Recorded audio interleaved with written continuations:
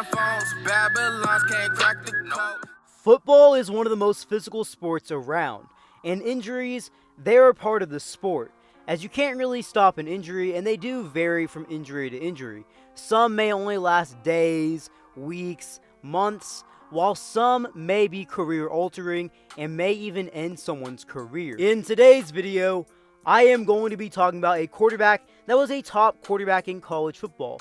He led his team as one of the most dominant teams in the nation. Whether you have opinions on it or not, the team, they could not lose when he was the starting quarterback, it seemed like. And it seemed like he had a for sure NFL future ahead of him. But all that changed in one play. This is what happened to McKenzie Milton, a college football star who had one of the most gruesome injuries in college football history. Before I move on with the video, remember to smash that like button and subscribe if you haven't already. Now let's get into it. To start this video off, I am going to be talking about McKenzie Milton and his high school football career at Milani High School. In his high school football career, McKenzie Milton was a top player in the state of Hawaii, and he was a dominant quarterback. As in his career at Milani High School, he threw for 7,303 passing yards with 81 touchdowns to the air, while rushing for 1,810 yards on the ground and 18 total rushing touchdowns in his career. He was also the 2014 Hawaii Gatorade Player of the Year, USA Today Hawaii Offensive Player of the Year, and even led his high school team to the Division I state title with a perfect record in his junior campaign, after leading them to the state title as a sophomore. In his final season of high school football as a senior, McKenzie Milton threw for 2,307 yards, 30 touchdowns to the air, 7 interceptions, while rushing for 429 yards, averaging nearly 10 yards per carry, and 2 total touchdowns on the ground. When talking about McKenzie Milton as a high school prospect, he wasn't the most highly touted recruit, as in the 2016 recruiting class, he ranked as a 3-star, the 1,161st best player in the nation, the number 90 athlete, and the number 9 player in the state of Hawaii. Now yes, McKenzie Milton was a baller in high school.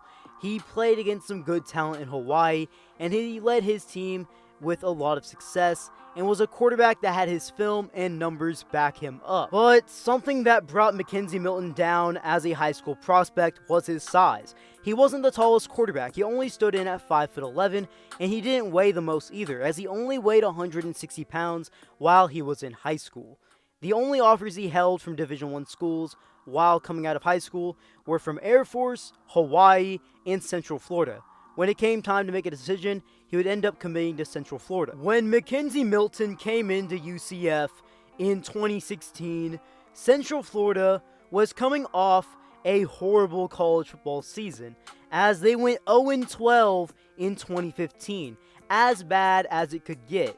McKenzie Milton would end up starting in 10 games for the Golden Knights in 2016, and the team vastly improved all the way from 2015 to 2016, as they would end up making a bowl game, and they ended up going 6-7. In his freshman campaign, McKenzie Milton completed roughly about 58% of his passes, threw for 1,983 yards, 10 total touchdown passes through the air, and 7 interceptions, while having 3 total rushing touchdowns on the season. Now, it's not the most eye-popping numbers, but you have to take in consideration that Milton was a true freshman quarterback, and he was coming into a team coming off an 0-12 season. Overall, it's a pretty solid campaign for a first-year starting quarterback, especially as a true freshman. Heading into the 2017 college football season, Central Florida wasn't expected to be really anything at all.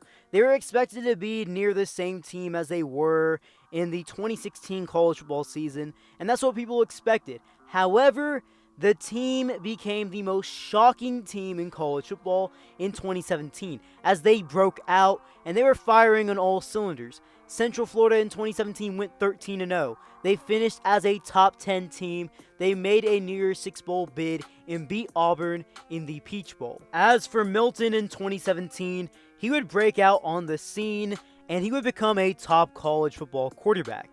As in 13 games played, he completed 67% of his passes, threw for over 4,000 yards, 37 total touchdown passes through the air, and only 9 interceptions. When talking about some of his accolades in that season, He was an AAC champion, first team All-AAC, won the Archie Griffin Award, and was even the AAC Offensive Player of the Year. When talking about UCF football heading into the 2018 college football season, they were seen as a very good squad. They were expected to win their conference yet again, and they were even ranked as the 21st team in the preseason top 25. There was some belief that they would go undefeated, and there was a chance that they even had a shot at the college football playoff, because if you go undefeated, you're going to have a shot, but many people didn't really think they were going to make it to the college football playoff. UCF would indeed go undefeated in the regular season and win the AAC for the second year in a row, but they would not go to the playoffs. Instead, they would make another New Year's Six Bowl appearance, this time versus LSU in the Fiesta Bowl, but their winning streak would come to an end as they lost to LSU with a score of 32-40. When talking about Milton in the 2018 season, he didn't have as much success stat-wise as he did in 2017, but he was still a very good quarterback, as he completed 59% of his passes, threw for 25 touchdowns, 6 interceptions, while throwing for 2,663 yards. But this would be the season that everything changed for McKenzie Milton, as versus South Florida, their rivals, he would go down with a gruesome knee injury. Milton would run the ball versus South Florida, where he was tackled by 2 defenders that caused him to dislocate his knee.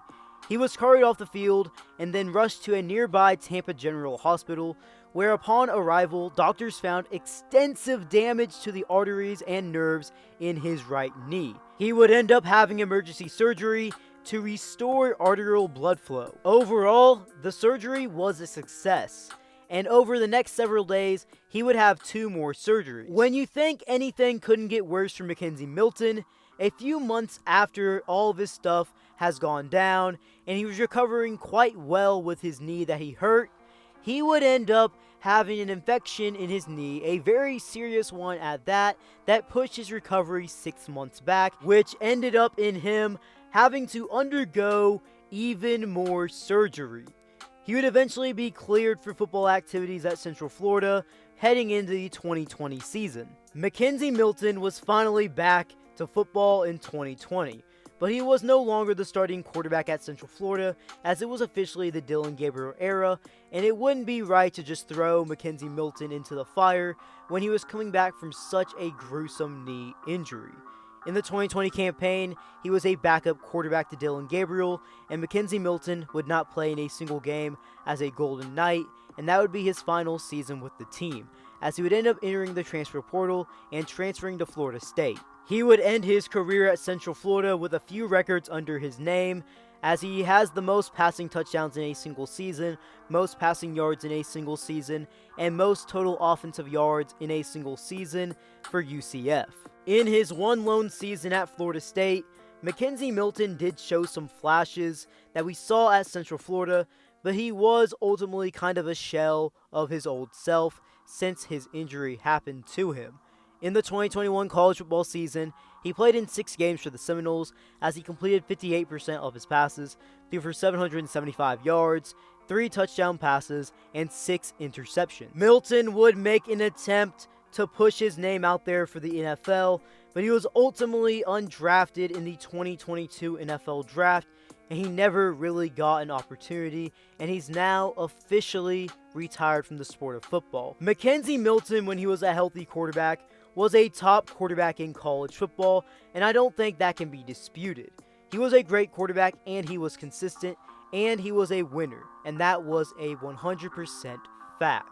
But he's also an example, a very unfortunate one at that the game can be taken away from you at any moment, and one injury can change everything in your career. Well guys, if you made it this far in the video, drop down some future video suggestions you want to see on this channel, and before you head out, remember to smash that like button, turn on those post notifications, and subscribe if you haven't already. Be Kelly out.